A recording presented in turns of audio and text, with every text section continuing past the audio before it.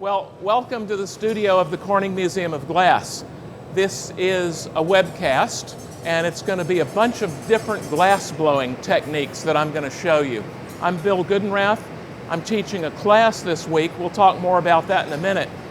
But it's about glass blowing, and the most fundamental kind of glass blowing is Roman style glass blowing. So I want to show you a piece that'll take about 3 minutes, and it's kind of the way Romans made glass.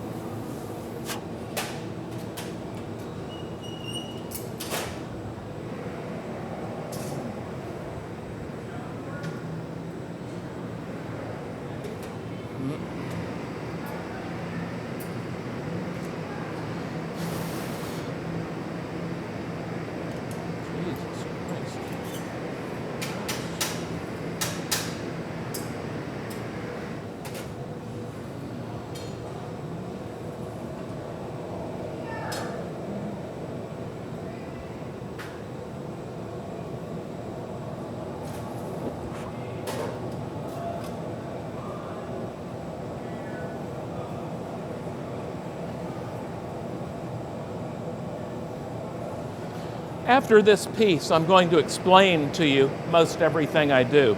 But I thought you might just like to focus on the process without me explaining too much. The rim is hot, and here goes the final opening.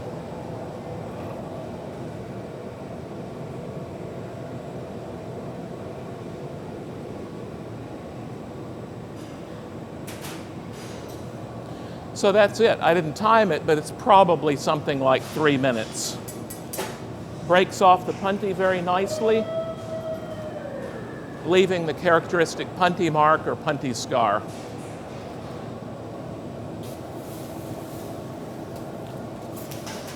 Now this is a class about Venetian glassblowing techniques. This is the studio's summer schedule. And you can see we're about halfway through, maybe a little past halfway through. This is session 6, and we've got in the next studio Ethan Stern, Kimiaki and Shinichi Higuchi are teaching Pat DeVere. I'm teaching what's called an intermediate, refining and solidifying your techniques. And last week we had Karina and Cedric teaching lamp working. So we're about halfway through, and this class is about teaching people the rudiments of Venetian-style glass blowing. So what we've started with is simple tumblers, our simple tumblers. So if you look up at the board, we've started with tumblers that were cylindrical and conical, and it's just a little step away to take one of those and put it on a form and make it octagonal. So we've been doing a lot of those.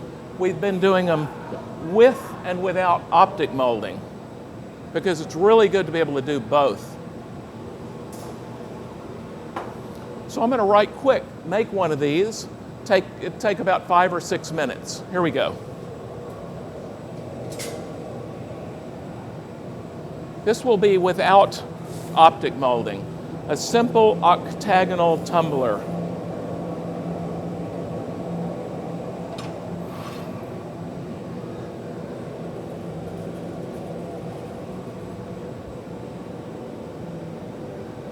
The technique I'll use is what I call blow, yank, blow. It's a technique that I believe originated in the medieval period in the Renaissance in Venice. And I'll explain more about that as I go. There's the bubble.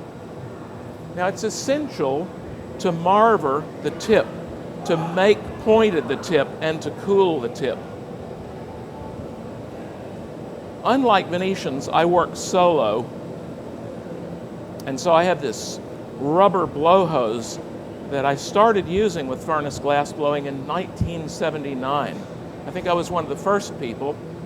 I think a fellow at New York Experimental Glass Workshop named Joe Upham was the first person, but I may have been close to the second or third.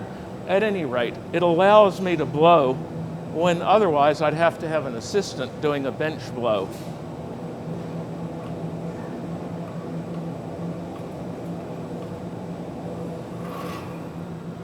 I marver the tip again.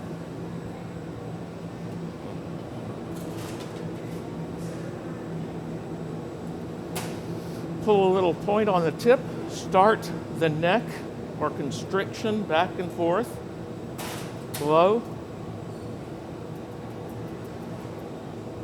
yank, and blow gently. Now I have to make this base the correct diameter to fit the mold. So it's a little bit small. I'm going to reheat it, blow it a little bit bigger.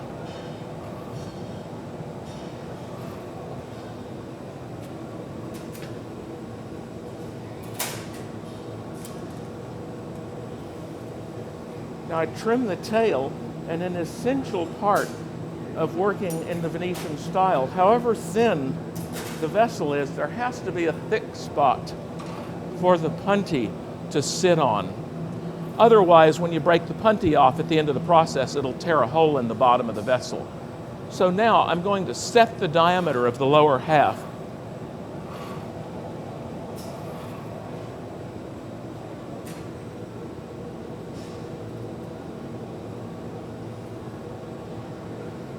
This is the part that I call elongating the cylinder. Now I heat the bottom to flatten the bottom. I'll put the punty in so that it's ready.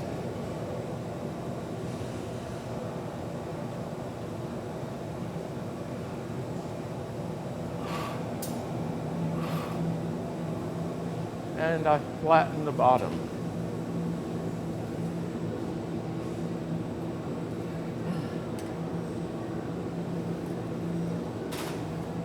Ironically, with very thin glass, you have to exert a lot of force. So I'm afraid with the microphone right by my mouth, you're going to hear some grunting and groaning that nobody normally hears, so I apologize. I put a little bit of colored glass on a tip of a rod for a lip wrap. I just put it almost inside the furnace. Here's the punty. I blow on it just before I put it on to attempt to have it not stick too much. Tips of the pincers, and I break the neck.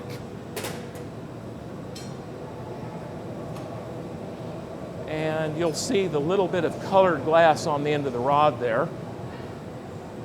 That's going to get hot, and I'll put a lip wrap on. And I'll do that back at the bench.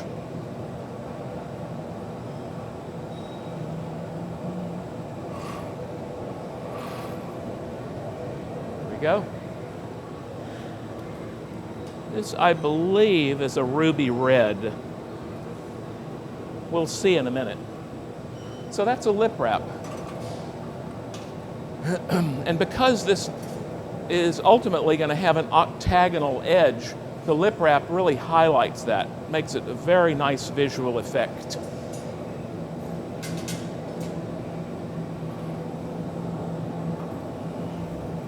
Now when I open vessels, I use a set of steps that virtually never changes. I reheat, I open to 1 inch. I do a lot of things standing. And then I reheat deeper so as to soften the lower shoulder.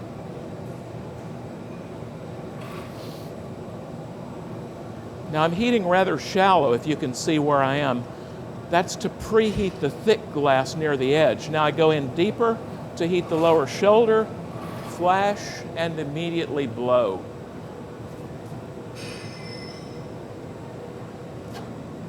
Now from here, I could easily just heat the edge and open it, but it's a much more elegant procedure to open it a little bit more and use the Soffietta again. It makes the final opening a much easier process. So I'm going to open it significantly more and Soffietta. And the goal with this process is to be able to manage very thin glass.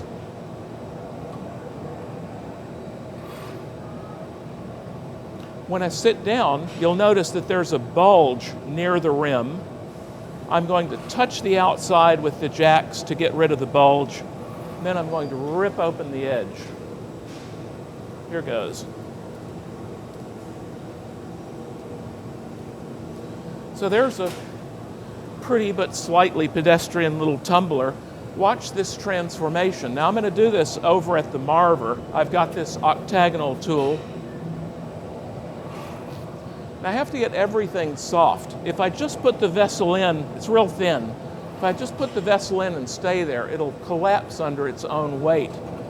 So I use what I call the heat treatment to get everything soft again, and then I'll lower it onto the octagonal mold. Ta-da!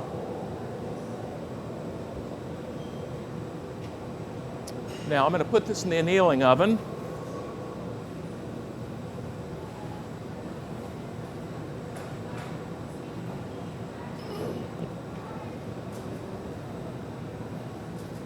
A teeny tap, no, I said I'd put it there. A teeny tap on the rod breaks the punty mark, breaks the attachment, and leaves that teeny scar.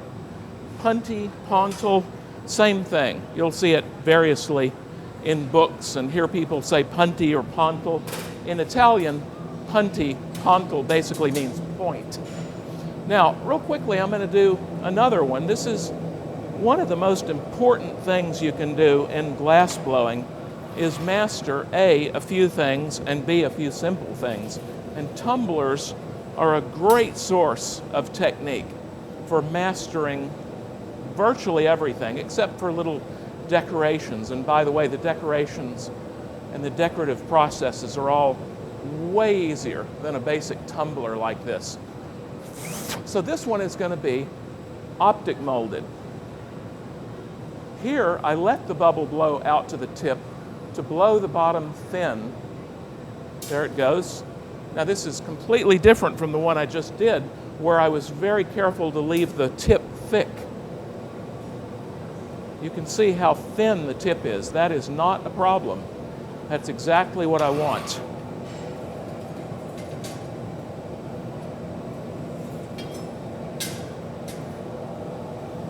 Now, next I'm going to go into that optic mold or dip mold.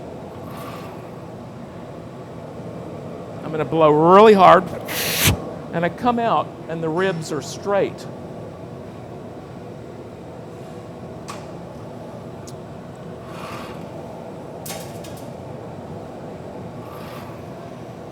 Now I make a ball on the end, pull, twist,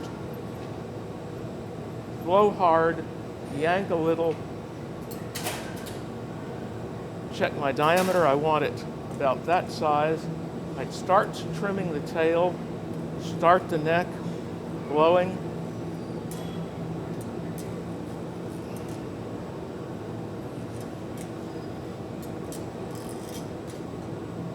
rid of the tail.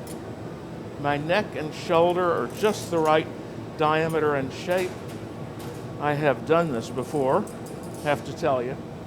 That's the reference diameter. It's a little bigger than I want, so I'm going to taper this part from that diameter. The only critical size with an octagonal tool or a thin mold is the diameter of the base. That has to be just right. Next, the step called elongate the cylinder.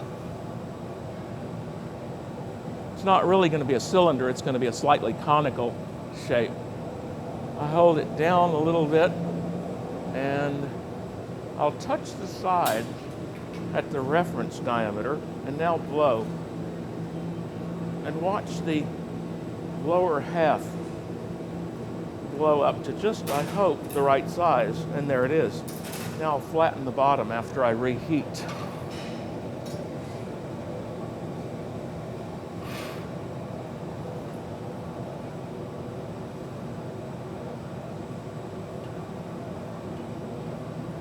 By the way, one of our studio manager, Harry Seaman, is sitting at a computer. If you're watching this live and you have any questions, send Harry a question. He'll pass it on to me.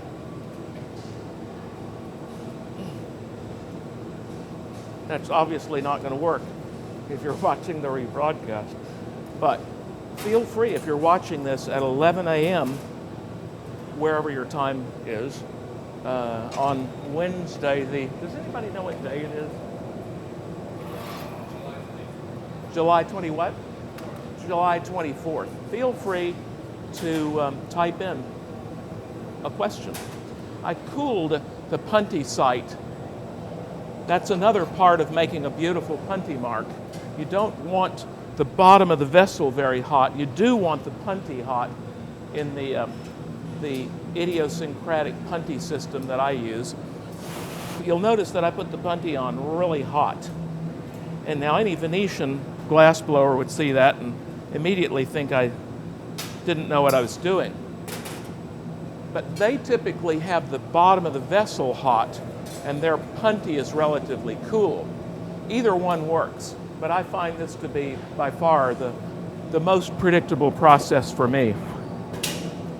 At any rate, you'll notice that I put punties on really hot, and that just before I put the punty on, I blow on the punty sight. Here comes another lip wrap. Notice that I turn the vessel as I'm touching the lip wrap, and it makes less of a dollop at the initial attachment point.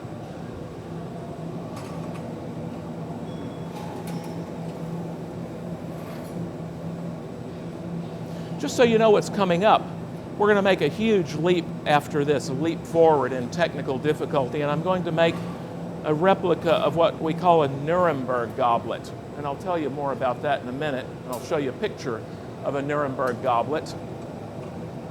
But it's the most extreme example of a goblet built on the blowpipe. It's not Venetian, it is 17th century. We don't know exactly who made the blanks, but whoever did were among the finest glassblowers who ever lived. And it's a very interesting process. So I thought we'd show you that.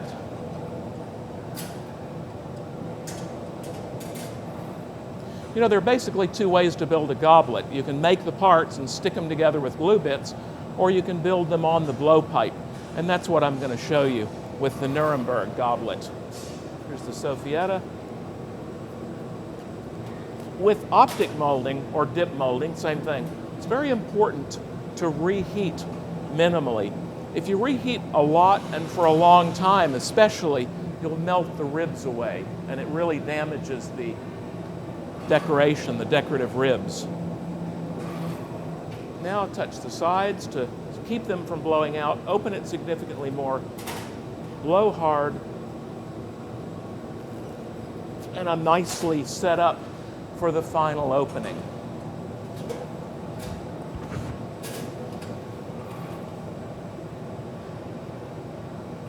Years ago, the great Venetian maestro Gianni Toso told me, If you can blow something thin and small, you can make anything.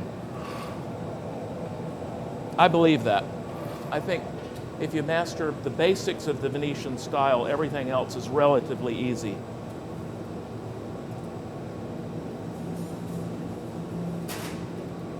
So again, a pretty little tumbler with a round edge. Here comes the octagonal process.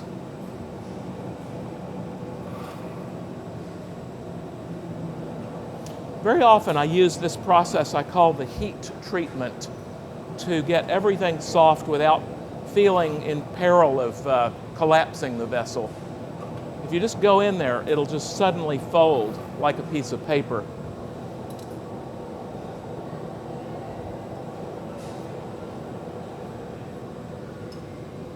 And there it is. So, optic molded octagonal tumbler off to the annealer.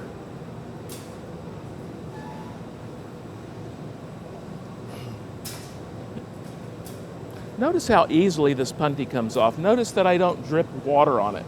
Notice that I don't touch it with a butter knife or any of that stuff. Notice too, if you can see it, that it leaves a really pretty punty mark. Oh, thank you. Thank you very much.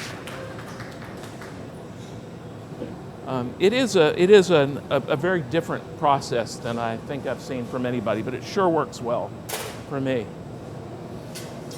All right, now I'm going to get set up here for the Nuremberg goblet. I want to go back to the whiteboard for just a minute and talk to you for a second about the graded sequence of processes that I've been teaching and will continue to teach for the next few days. This is a 2-week class. It's Wednesday, so people have two more full days. Class is from 9 to 5, and then they have from 5 to 11, 6 hours of practice time. So there's a lot of class left. And we've gotten up to this point. This is what we're going to start this afternoon. Cane work, filigrana. This is what we've done. So we've got tumblers. We've also done bowls. Very important to do low, wide things as well. We've moved on to footed vessels. And so the most basic footed vessel is like this, with a cup, a maurice, and a blown foot. So we've all done those with and without optic molding. And we've all moved on to this next stage, the addition of a knop, K-N-O-P, a decorative ball right there. And so that's a cup, a maurice, a knop, a maurice, and a blown foot. And so everybody's been doing that for a couple of days. A couple of days ago, maybe yesterday, yesterday we started stems. So we're replacing the knop with a stem and just aiming for simple shapes like this, just an inverted baluster, as the historians call them, or a teardrop-shaped stem. Building the goblets on the blowpipe. So I thought it might be fun just to, if everybody would hold up some pieces, and let me just show you, we won't do a critique, but I'll just show you what's going on. This is Joachim from Sweden, Dave from Michigan, Olga from Israel. I know, I've only known her for years. Joe, where are you living? Wisconsin, but soon to move to Tennessee. And Dylan from Chicago. Huh? Portland. I'm sorry, not Portland. Yeah. Ruben, where are you living? Lancaster. And we have a couple of guests. And why don't you introduce yourself? Ian from California. Okay, they're not students, by the way. And Noah from Israel. And my teaching assistant back there is Bruce. And this is Emma. Emma, I've forgotten, you're from Baltimore. Right. Do you know John Waters? I always ask everybody from Baltimore, do you know John Waters? Do you know Johnny Toso? You do. So those are the two people I think of when I think of Baltimore. Anyway, let me just, if I can, Dave, this is a really good example that there's a thick spot on the bottom. That is crucial, absolutely crucial. The ribs are not melted away near the top. That's great. He didn't overheat the top. There aren't really ribs on the bottom, so maybe he overheated that a little bit, so that's something to aim for. We've been doing two gather processes, and there's a nice thick spot there. First thing I do, I don't look at the punty mark. People think, oh, you're looking at the punty mark. What I'm looking at is to see if there's a thick spot on the bottom. That's the thing that really tells if the person's in control. Joachim, can I just see that? So a couple of days ago we added the knop. This is terrific. Just managing all of this and keeping it on center is a huge feat.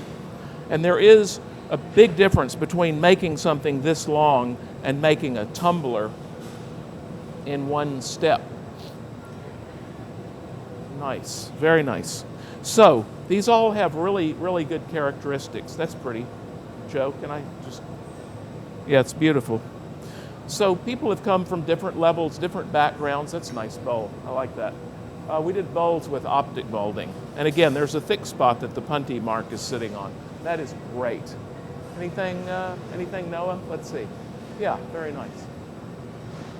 Very excellent control of the straight sides. We work on straight-sided vessels because they're the hardest thing to make. Curved sides, thank y'all for showing those. Curved sides, anything with curving sides is way easier. So shapes like this are infinitely easier than straight sides. So we work on the hardest thing first, and it makes everything else feel easier. I mentioned that there's one big problem with making goblets. There are really two, and it is the business of, when you're on the blowpipe, keeping the moil hot throughout the process. The moil is the lump of glass left on the end of the blowpipe when you're working. And the other thing is when you transfer to the Punty, it's keeping the foot hot while you're working on this end.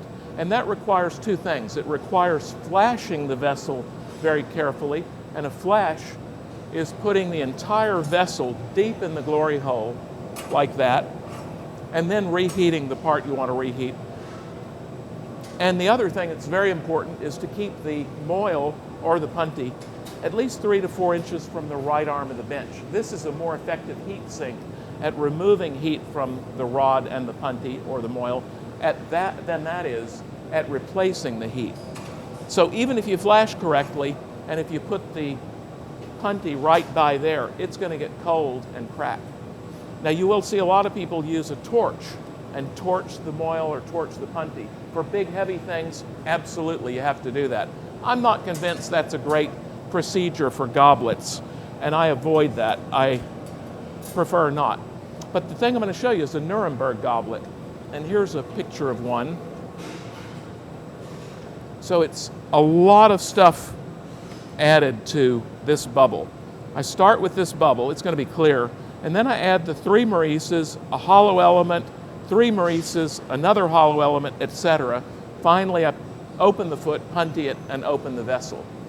And so in the end, with the lid, these things are this tall. I'm not going to make it that big, but the goblet will be about that tall. So when I'm on the blowpipe, it's going to be really tricky to keep the moil hot. And conversely, when I'm on the Punty, it'll be very difficult to keep the Punty hot. I'm going to put that up so I can keep track of it. I'm going to gather the body on a 1-inch head blowpipe, and I'll gather the body with a 1-inch head blowpipe, and the parts, the little hollow parts, I'll gather with a 3/4 inch head Punty. Now this tool is a special tool. It was given to me years ago by Martin Janetsky, the great Czech glass artist. And it is a special tool used for making these Maurices, or decorative discs. Venetians never had a tool like that. They always used just the jacks and did it the traditional way. So here comes the body of the vessel, the cup.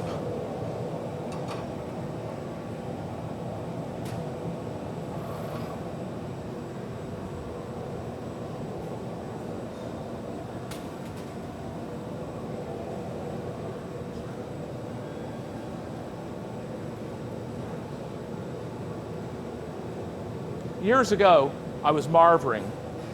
It was the winter of 1983. Johnny Toso was renting some space from our studio, what's now called Urban Glass, then New York Experimental Glass Workshop, and I was marvering. I'm going to blow this bubble. I was marvering one day And I'm not particularly good at marvering. I've never been great at marvering. Different people have different strengths. Marvering is not one of my strengths. And I'm resolved to that now. But back in '83, Johnny leaned over. I was marvering. And Johnny Sosa's a bigger-than-life character. And he said, "Bill, it's amazing you blow glass so well, considering how badly you marver."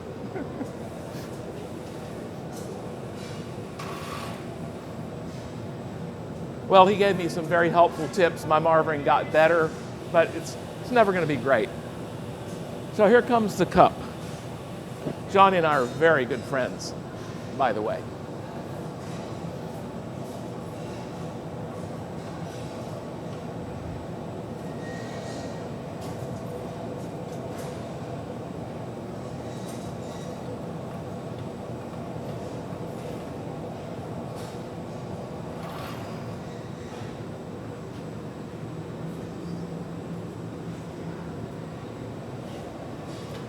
This is going to be a blow process with very little yank. The cup is just slightly taller than it is wide.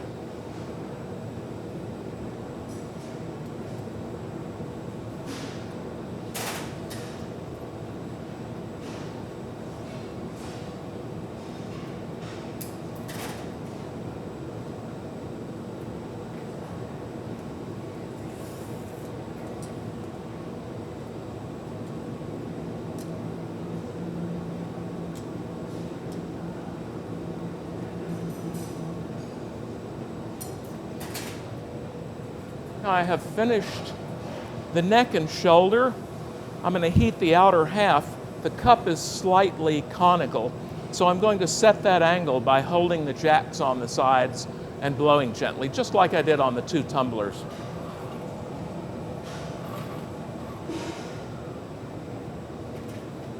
So I set the angle and blow gently.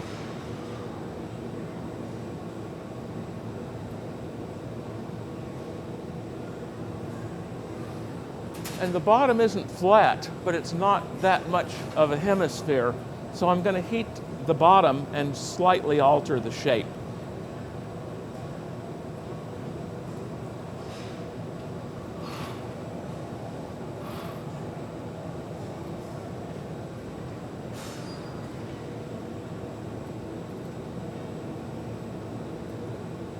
I think that's about right.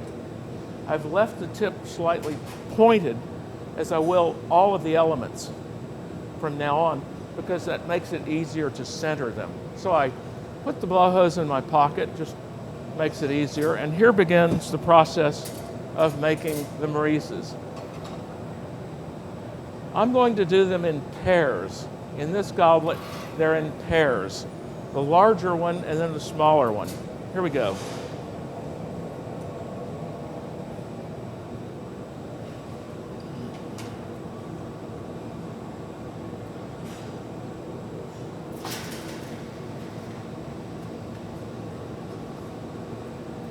The larger one,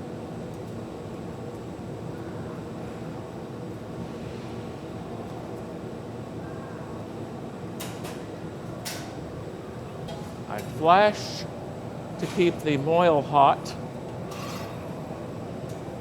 and a smaller one.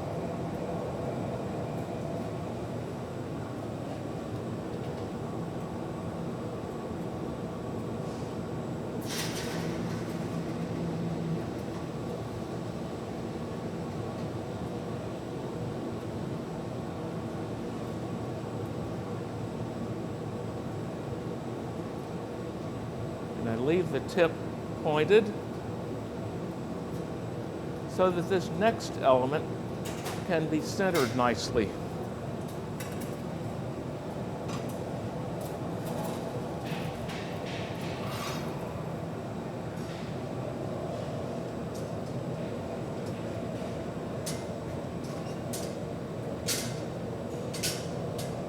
Give it a couple of flashes.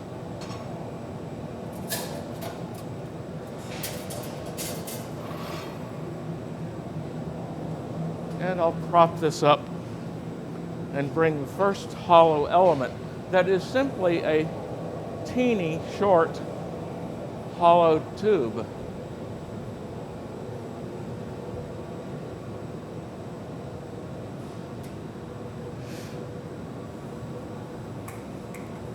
Now, a few years ago, a couple of years ago, I did a video of this, and it's on the web.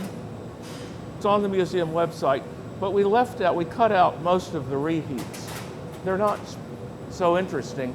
So one of the reasons I wanted to show you this is because seeing it in real time is less dramatic. It takes 25 minutes or so, but for glass blowers, it's much more realistic to see it with all of these reheats and flashes.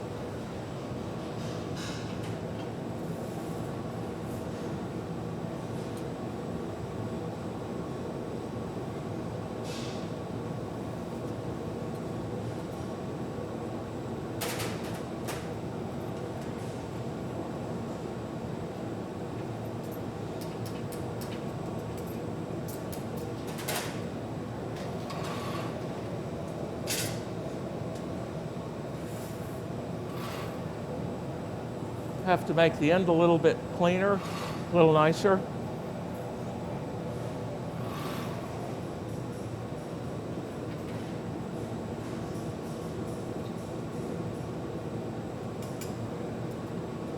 Now here come two more Maurices.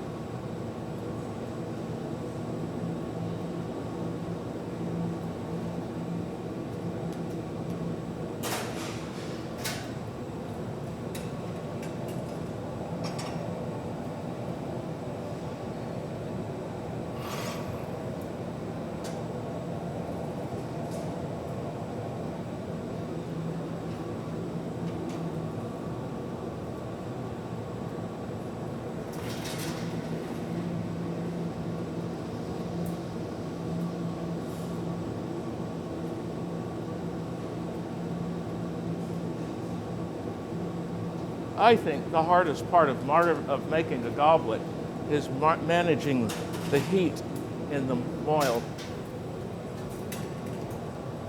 Sure, you have to do everything else right, but that's really tricky, and it's very tempting to zap that with a torch. Now, my next hollow element is just a knop, a ball.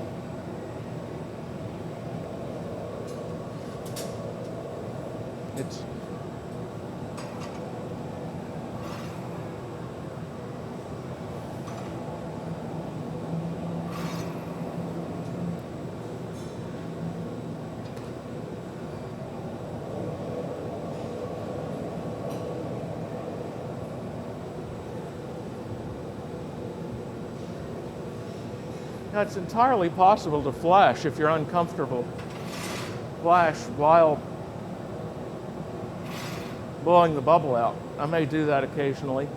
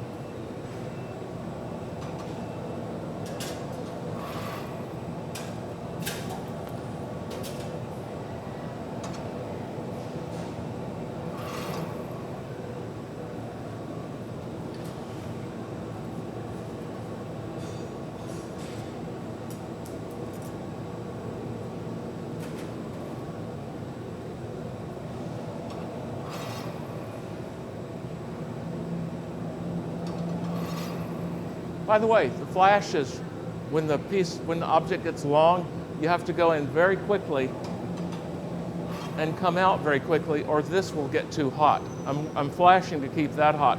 But if I go in slowly and carefully, the tip is already getting hot. I go into my flash and I come out carefully, and that's going to get way too hot in relation to what I want, which is a lot of heat there. So you have to fly in and fly out. Now that's on center, so 2 more Maurices.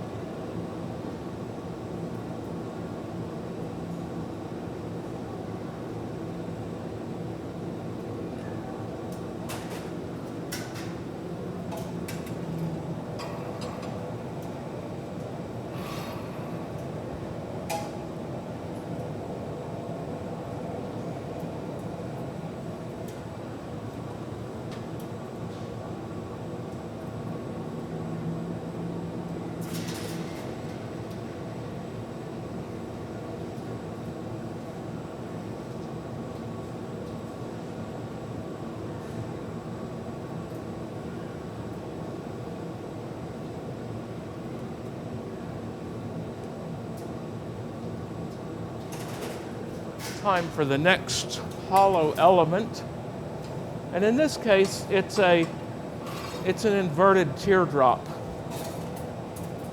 an inverted baluster. I'm gonna do my housekeeping and flash to get the oil plenty hot.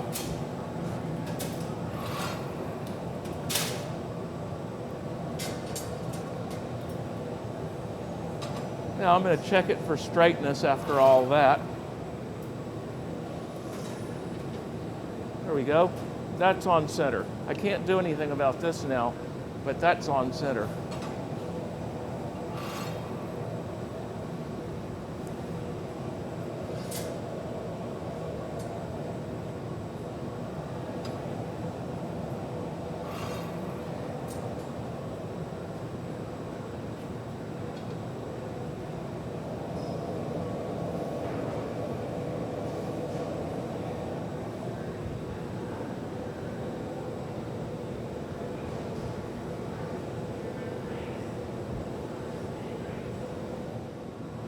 A broad constriction,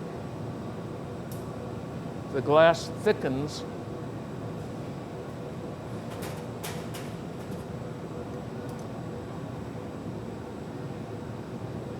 I turn it to better center it.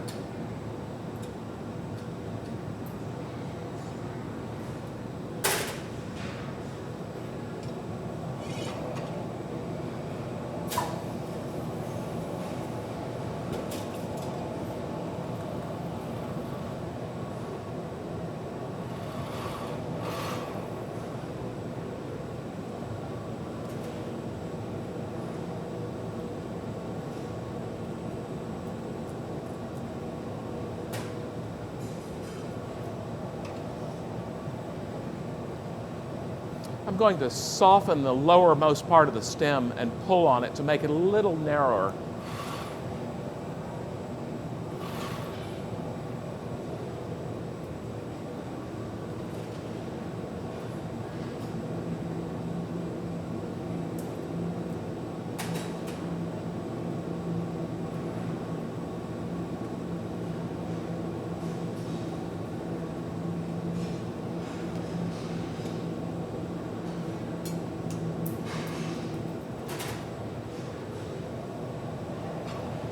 It's a nice, narrow, I call that the ankle of the goblet. I like a really narrow ankle. It's very much prettier than a wide one.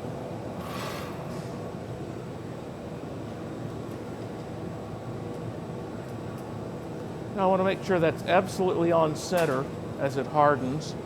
I'll do very quick flashes for the moil.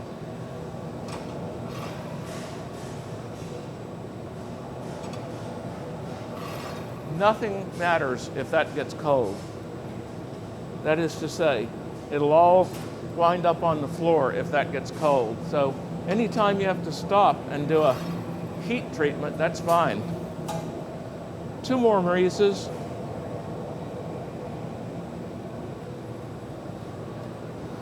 Notice that I drive the bit into the tip of the gather.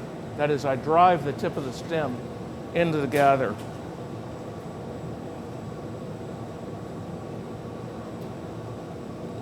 That didn't go quite like I wanted it, so I'm going to remove that and do it again.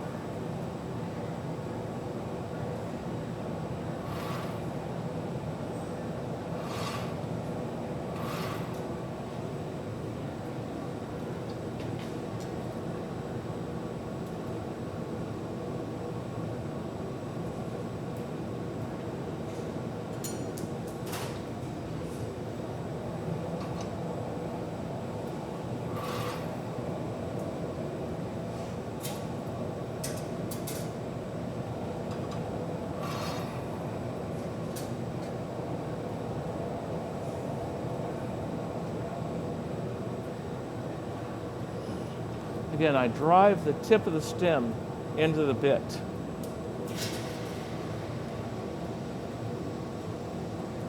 And I push it up onto the stem to make it stronger.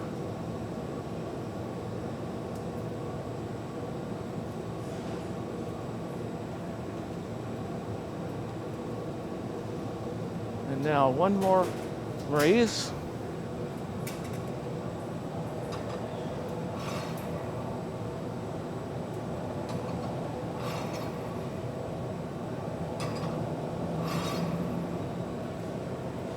Just a brief hold for the moil.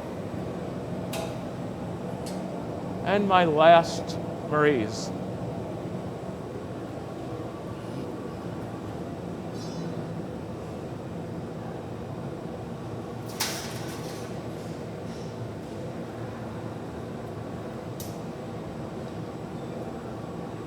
Last Marise, and the foot will sit on that. I make it conical.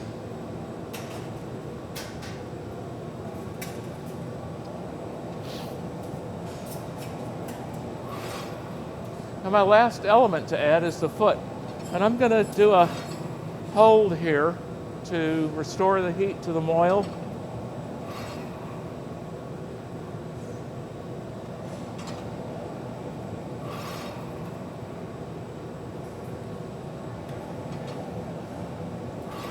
In bright light like this, you won't see any real color there. I'm going to force cool that a little bit.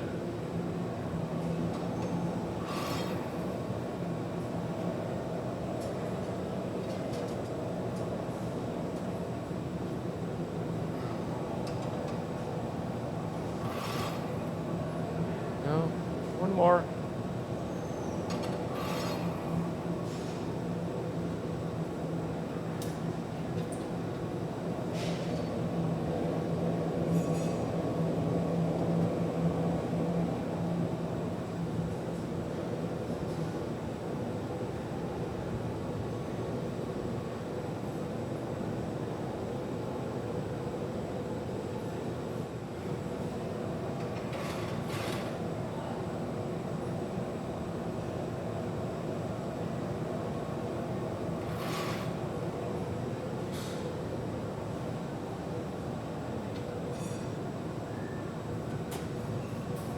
Hey Dylan, would you do me a favor and go turn off that fan?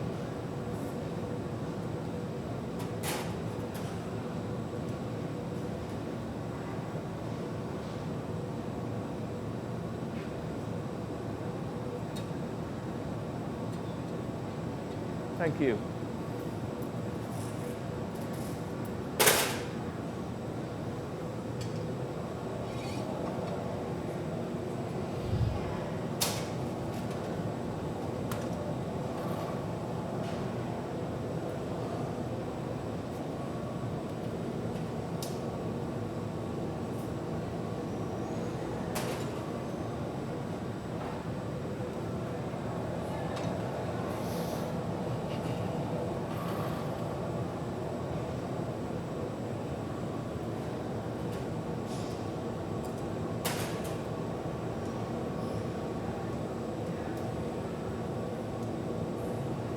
This bubble is, of course, going to be the foot, so I need a hole in the end.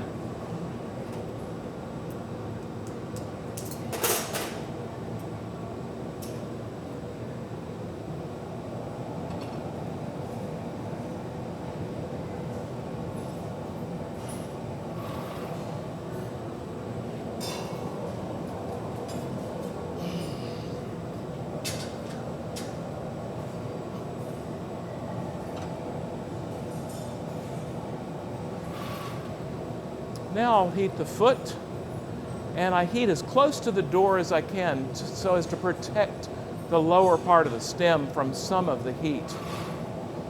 If I'm real close to the door, the foot is in the furnace, but the stem, part of the stem, is in the shadow 180 degrees of the time, so to speak. And it is a way to prevent the lower part of the stem from distorting.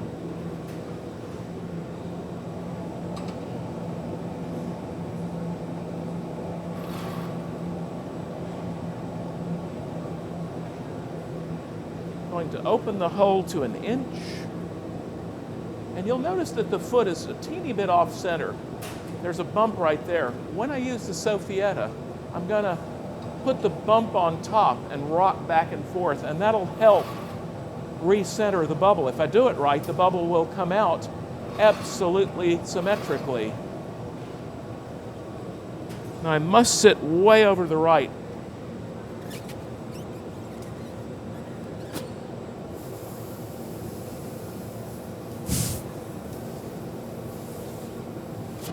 It's very tempting to move this over here, but if I do, I absolutely will lose it because the moil will get cold. Again, that's better at removing heat than the flash is at restoring the heat.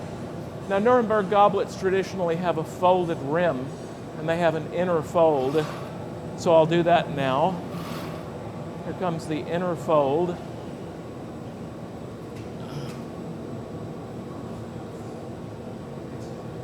Makes that double thickness that is attractive, and it's also a lot stronger.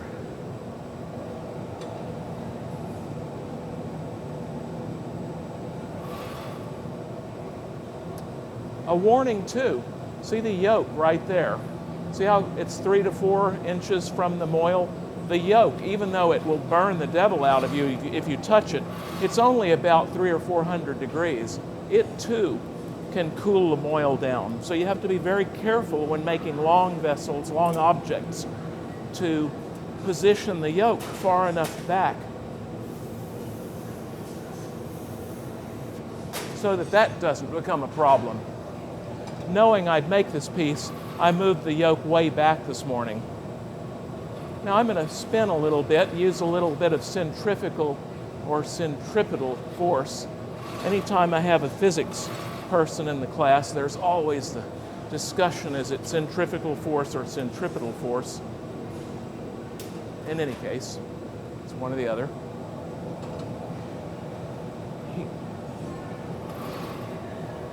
And as I finish the foot, I'm gradually flashing a little bit more to make sure that the punty is, to make sure that the moil is soft in anticipation of the transfer to the punty.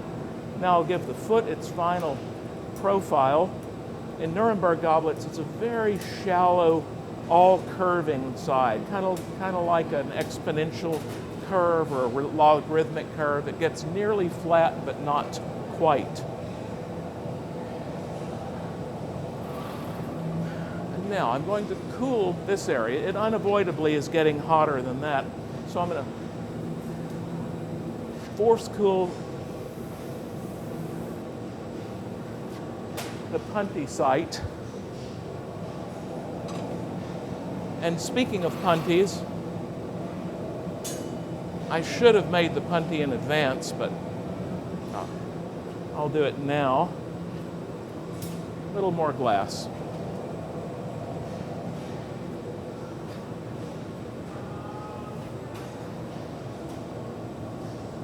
Joe's going to like this. The punty goes in.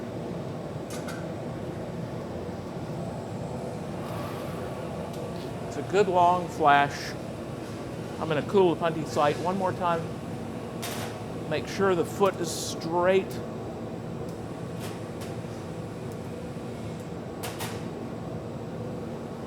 And the last flash before the transfer to the punty, which with a Nuremberg goblet is never fun. It's always a little nerve-wracking because it's so darn long.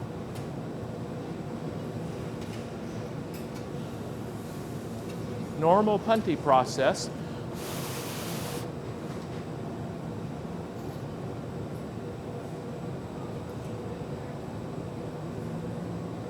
And I think that's stiff enough.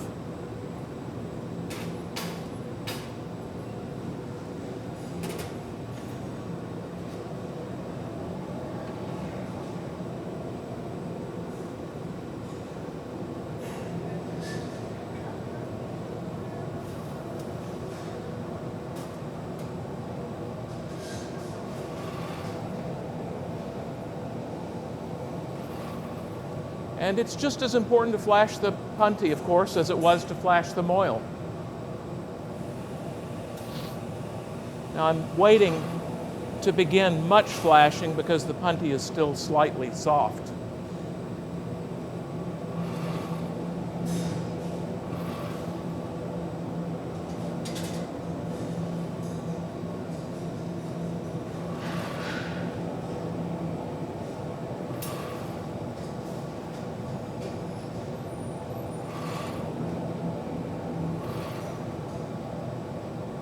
My opening process, just like you saw with the tumbler, is to open the hole to 1 inch,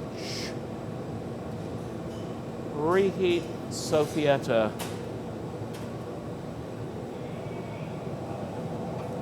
Flash for the foot and the punty.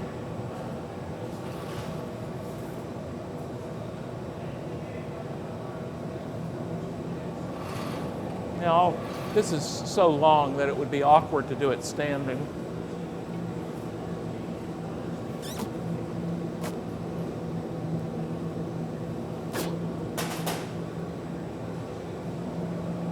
And I'll do a 2-stage opening. I'll open a little bit more, use the Soffietta again. The Soffietta is a tool that I think was invented in the medieval period. It's the second greatest invention in the history of glass blowing, the first one, of course, being the blowpipe, the essential blowpipe. I touch the sides to get rid of that little bulge. I open it a little more, Soffietta, and I'm ready for the final opening.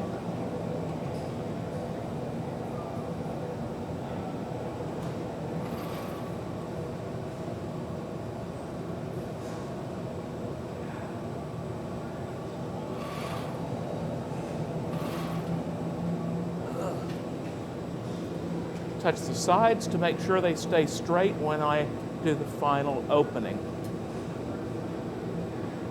It wasn't quite as hot as I thought it was. Always better to reheat than force it, especially when the vessel is a foot long.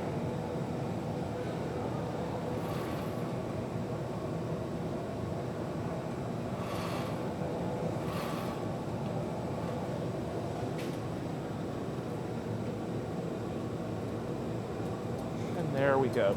And I always finish straight-sided objects from the outside. That is, the jack blades touching the outside, because most of what you see is the profile, and so the profile should be precise. The variations in wall thickness are not something you can do anything about. So there's no reason for concern there. Now I just look down at my punty and it's slightly red. That's exactly what I want, because if I'm pressing down on this, the last thing I want is a pitch black, crispy punty. And you also notice that everything's slightly glowing, and that's good. That means at their cores, at their centers, the joints are all slightly soft. And so now I'm going to go over to the annealing oven, and it should come off just like any other puntied object. One of the great advantages of a top loader is that you can put the object in it and hang it for a moment. I'm just going to hang it for a second and let the joints and the punty and the cup and everything else for sure get stiff before I break it off. And I'll keep it turning. Now, I always let vessels drop from the punty. I touch the bottom, hover about 1 millimeter off the floor, and there it goes.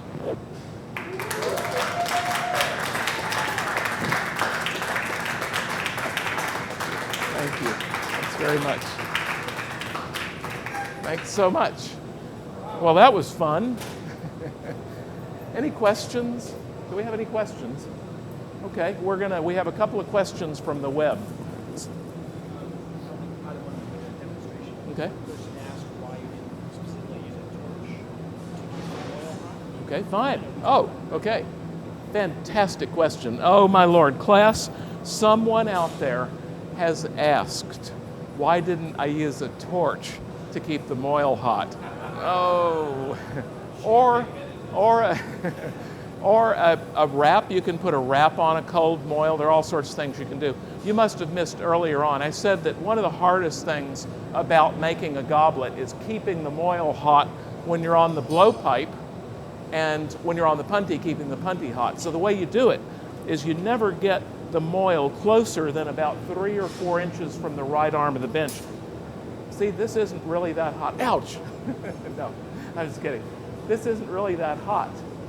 And if I'd had this here all the time, all that heat would be here. The other thing you do is you flash behind the door every time you walk up to the glory hole, just before you leave the glory hole. And if you do those two things really carefully, you never need a torch.